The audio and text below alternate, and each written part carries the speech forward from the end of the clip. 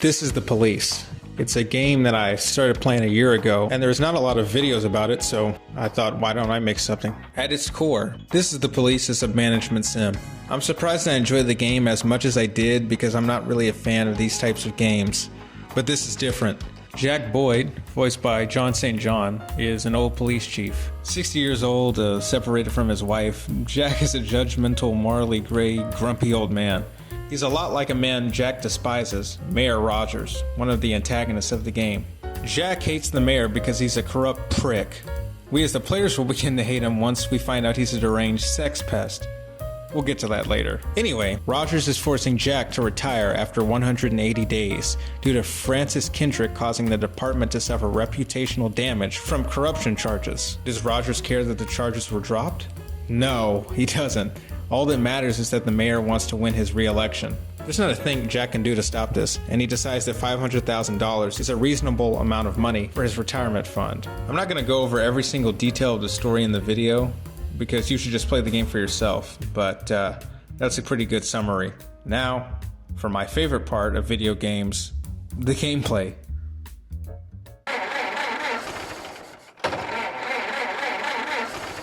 Oh, fuck my life.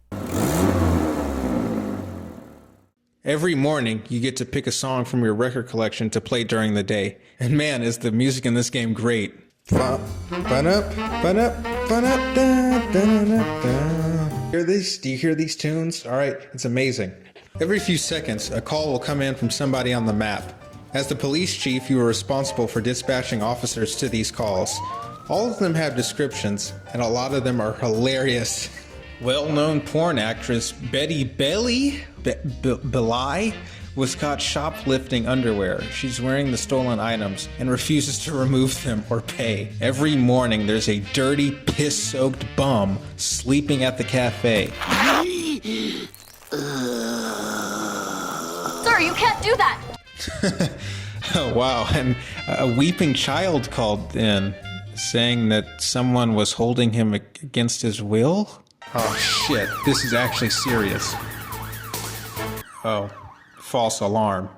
Yeah, there's false alarms that waste time. Some calls are just actually prank calls. Besides crimes, you can also send your guys to do side jobs to help you earn money. There's also a relationship system. Basically, you need to ensure your cops, the mob, and the mayor are happy. For example, the mayor will ask you to fire all your black cops. I did it, I didn't want to anger the mayor. The detective work is one of my favorite parts of the game. How it works is you send a lead investigator, which is the one who has the highest experience points, to a crime scene. At around 10 p.m., the detectives will come back with clues they found during the day, which the game presents in a few frames. You have to sequence them correctly based on the information each crime scene gives you. It's fun as hell and makes you think. It's a nice contrast to most modern games like God of War, where all the puzzles are immediately spoiled for you by the characters. The lack of hand-holding is one of the game's strengths. Unfortunately, in the end though, it becomes its worst shortcoming. The mayor asks Jack to squash a feminist protest violently. You have two options. Show up and use force, which is illegal and punishable, or don't. But the mayor will get mad at you, cut your budget, and you'll have to fire somebody. Now, I was trying to choose the third option, which is to send the guys in without using force, but that didn't work, because not only did the mayor get pissed, but the prosecutors brought me in for questioning. After being called a free speech-hating misogynist, my pay was reduced by 50%. Combined with having to help Christopher Sand, the mob boss of Freeburg, all his corruption was starting to get to Jack. He started to drink more at his club. Somebody's waiting for him in the shadows. Fancy voice, fruit cologne, sassy strut. That's how the newspapers described Vickis Varga, rising star in Freeburg's criminal underworld. Varga wants Jack to work for him instead of Sand. When I finished recording the gameplay for this video, it was my third time beating the game, and somehow after playing 3 times, I never sided with Varga. Maybe it's the whole devil that you know thing that kept me away from him? After you make your pick, the mob war breaks out. Sand now frequently asks for your men to come help him out during shootouts during the day. After every shift, you're shown poker chips that represent how well each side is doing.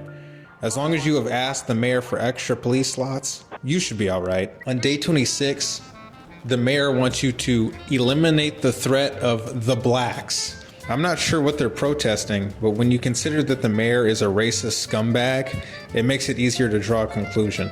We want attention? Are they really saying that? Screw it all. I'll send SWAT. I'll even use force. I mean, what's the worst that can happen to me? I'm Jack Boyd. I am the law. You gotta be fucking kidding. Where's the white privilege when you need it? Oh shit, I shouldn't say that out loud in front of them. Fuck. Go fuck yourself. I love how after this protest, the game turns really gritty. In the beginning, most players are going to try to play as morally good as possible, but this game doesn't allow you to do that. Because Jack isn't a hero. He's kind of a bad person. Many people online hate that, but I think it's nice to play a game where not everything is sunshine and rainbows. Now let's skip ahead a bit. Varga is dead. My relationship with the mayor and the mob is doing great. Jack decides to head out to a restaurant at 3 a.m., thinking he's going to meet his estranged wife.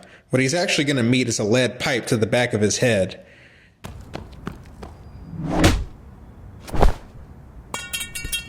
After he's knocked out, you have to play a mini-game called Wild Corruptionist, which is a parody of an NES game called Wild Gunman that was designed and directed by Shigeru Miyamoto. If he gets shot by the outlaw, Jack will wake up in the hospital with the IV stuck in his arm. There's another mini-game that's a knockoff of Dr. Mario later when Jack overdoses on his pills.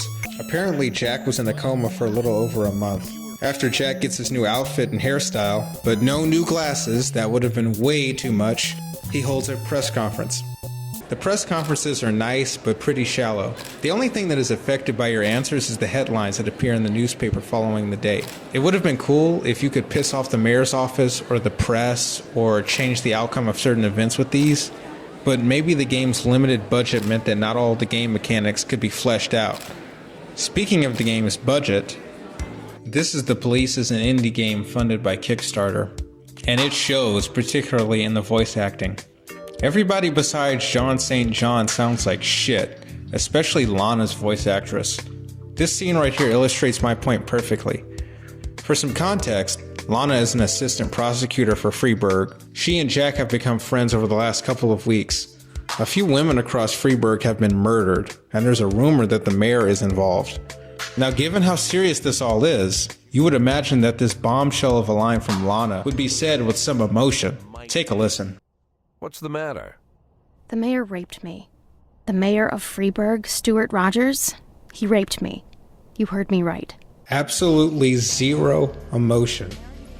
I won't lie, the first time I played this game and I heard this, I laughed, audibly and loudly too. Oh, and just to clarify, I was laughing at the delivery of the lines, not the line itself. I get that Weepy Studios didn't have a large budget, but couldn't they have asked for one more take? Just one? What makes this and every other cutscene worse is the horrible pacing of the dialogue.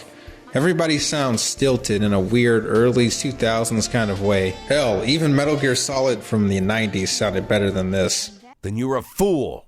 I made a mistake. Just forget everything I said. Lana. Lana! Shit. Shit! Now that was better. That sounds like real voice acting. I wonder why. Alright, before I go over the end of the game, I want to talk about a couple of interesting things that happened to me while I was recording footage. To start, I was blackmailed. Yeah, this is an actual mechanic in the game.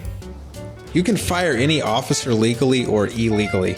If someone doesn't show up for work or comes in drunk often, those would be legal firings. Or you can fire them for being black. So, that's also an option. So you might be thinking that I fired this guy Odin illegally, right? Wrong. It was because he was a piss-drunk sluggard who was a danger to himself and others. When I rehired him, I had to quickly think of a solution. So I thought, screw it, I'll have him shot and killed.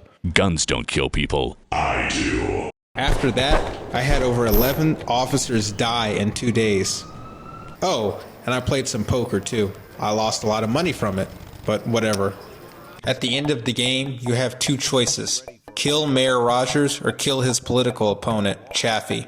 I decided to kill Chaffee because he seems like an evil, egotistical maniac who couldn't be stopped. Unlike Rogers, who seems like an evil, egotistical maniac who could be stopped. All of your officers will pick a side to support.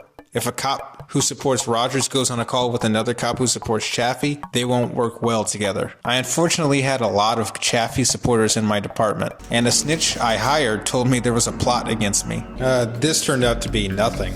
For the last week or so, every day there will be information your detectives can gather to help you raid against Chaffee.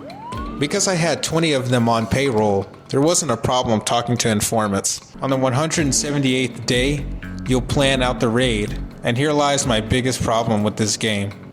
You have to sift through all this text in order to know where to place your men for the assault. I really like puzzles and challenges in games, but this was way too hard. In fact, it's the first game I've ever played in my life where I had to look up how to beat it. Apparently, 2 men are supposed to go to the water tower, but a lot of the notes suggest that they'd crumble under them if I sent them there.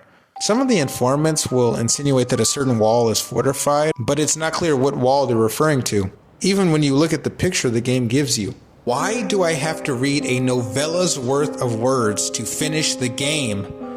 After trying for hours to figure it out on my own, I just went to the Steam page and looked up for the solution. You'd think that after all this work you put in, there would be some grand cinematic cutscene showing the assault, but there isn't. It's just this message. Gotta be fucking kidding. Drug trafficking, suppressing peaceful protest, covering up murders. All of it in an attempt to keep his job. He compromised all of his morals for nothing. No cops, no friends, and no wife. All Jack has now is the club.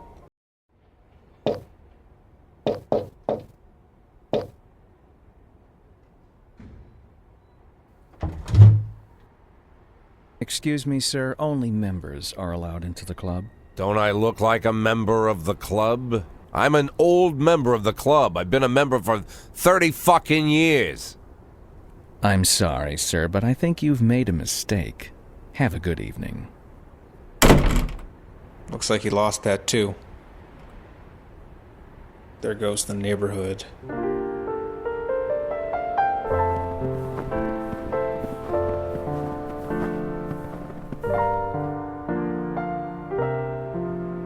One, 2, 3, 4,